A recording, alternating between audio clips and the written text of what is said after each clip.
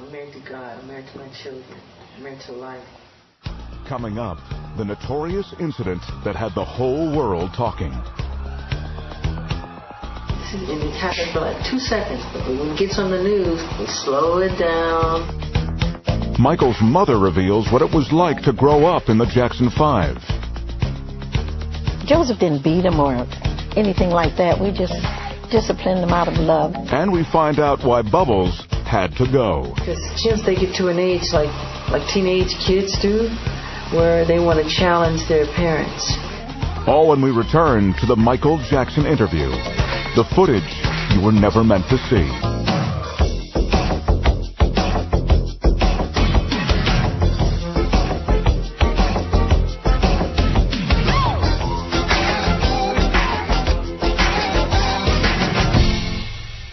When Martin Bashir arrived to film Michael and his children, Bashir was immediately confronted with one of the major worries of celebrity parents, the horrible danger of kidnapping.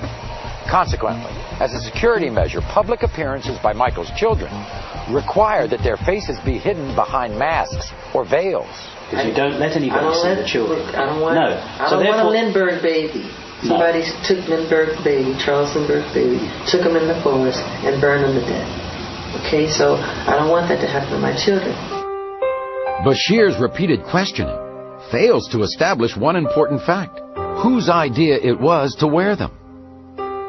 I obviously have some influence, as their faces are still covered. That was my request, not his. Michael's very proud of his children. I'm the one who's terrified. I'm the one who's seen the notes that someone's going to take his children. They're not.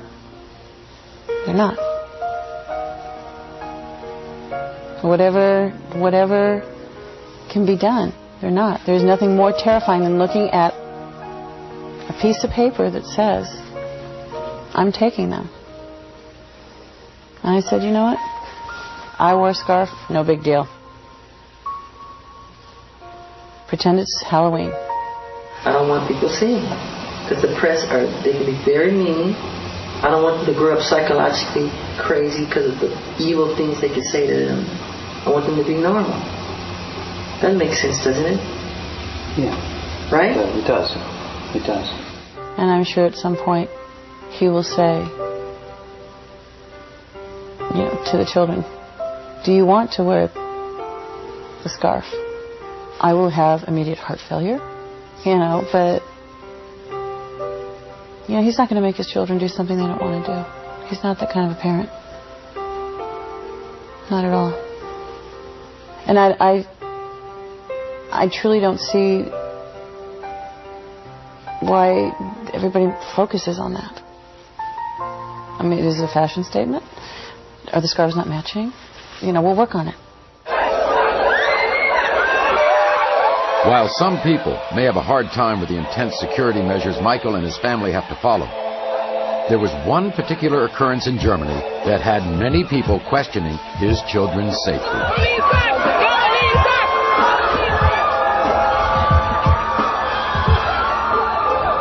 Take, for example, what happened in Germany, where there was a huge outcry.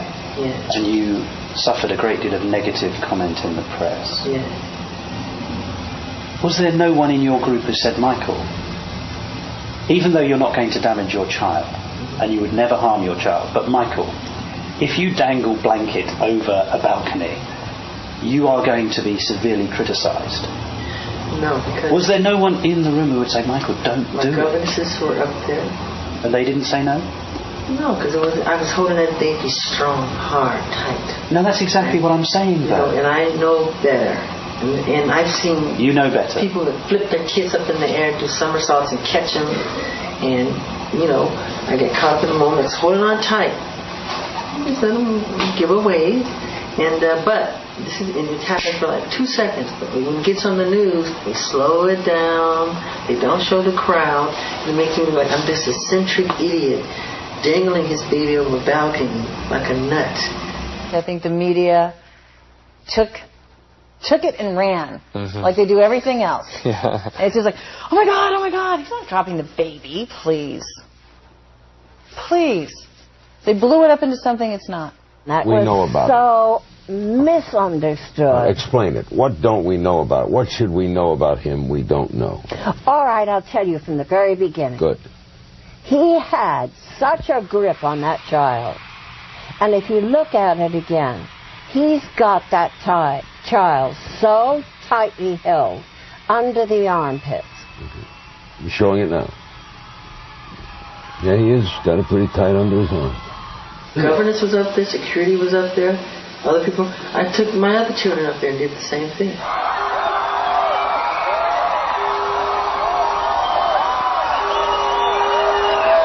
Like I said before, he's very proud of his children, you know? And to listen to his fans all night long, they're so adoring and so loving and loyal. And they'll be there all night. And they wanted to see the little one. And he showed them the little one. Nothing inappropriate. May not have been the best thing he's ever done in his life, but certainly I think it was made too big a deal of. Even now you're happy that you dangled him over the... Not happy that I dangled him over the balcony, no. You're not happy that I let the kids give wave to him. In spite of his admission that he was not happy about the incident, it still did not seem as troubling to Michael as it did to people around the world. A point Martin Bashir made both in his TV special and in his comments on Primetime Thursday after the show aired. He said that they are restricted. They are overly protected. I was angry at the way his children were made to suffer. What he said about Michael's parenting skills in the footage that was not aired appears to paint an extremely different picture. And we must stress, what you're about to see and hear happened during Bashir's final interview with Michael, long after the incident with the baby on the Berlin hotel balcony. One of the things that I noticed about you over the last year is your relationship with your children. And I have to say to you, and I didn't know you before, and you haven't put on a front, your relationship with your children is spectacular. I love you. And in fact, it almost makes me weep when I see you with them, because your interaction with them is just so natural, so loving, so caring. Thank you so much. And everybody who ever comes into contact with you knows that. I'm crazy. I would die for them. I'm crazy about them. And I tell them. I look into their eyes every day. I make sure I do it. I say, look at me. I say, I love you very much. What they actually say to you is they love you and you say I love you more. That's what you say every single time. Say that, right? That's your phrase, and I've heard it. I've heard it once. I've heard it a million times. Yeah, and they say such sweet things sometimes. And I didn't tell them to say it. They say it all the time. Like Prince will come to me and say, "Daddy, thank you for giving me a brother." All the time. You know, parents will say that too. Thank you for giving us a brother. You know what I mean?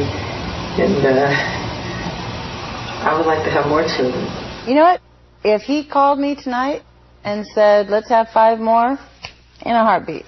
You would do it again in a heartbeat. If he asked you. But in a heartbeat. Now, what could have persuaded one of the world's most reclusive superstars to grant an interviewer and a camera crew entrance into his life?